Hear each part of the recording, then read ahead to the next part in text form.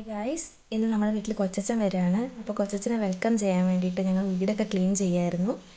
അപ്പോൾ ഋതുവും കുഞ്ഞാപ്പും ഉണ്ട് നമ്മുടെ കൂടെ. കുഞ്ഞാപ്പു ആണെങ്കിൽ മെയിനായിട്ട് അവൻ്റെ വണ്ടിയാണ് ക്ലീൻ ചെയ്തുകൊണ്ടിരിക്കുന്നത്. അച്ഛൻ വരുമ്പോൾ അച്ഛനെ കൂടെ അവൻ്റെ വണ്ടി ഒന്ന് വെഞ്ചരിപ്പിക്കാനുള്ള പ്ലാനാണെന്ന് എനിക്ക് തോന്നുന്നത്.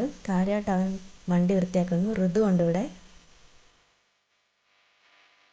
Kunjappu Kunjappu say hi.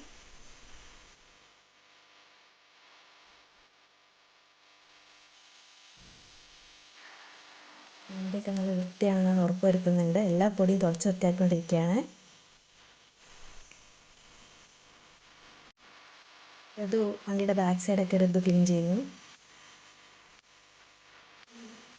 ഇനി നമുക്ക് അടുക്കളയിൽ എന്താ നടക്കുന്നത് നോക്കാം. അടുക്കളയിൽ കറിക്കൊക്കെ ഒതൻറ്റിക് ടേസ്റ്റിനായിട്ട് അമ്മ അരകല്ലിൽ എന്തോ പൊടിച്ചുകൊണ്ടിരിക്കുകയാണ്.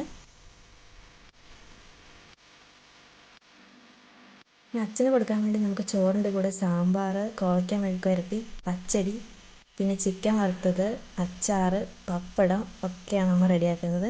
അച്ഛൻ വന്നു ഗൈസ്. അച്ഛൻ ഇപ്പോൾ നമുക്ക് വേണ്ടി പ്രാർത്ഥിച്ചുകൊണ്ടിരിക്കുകയാണ്.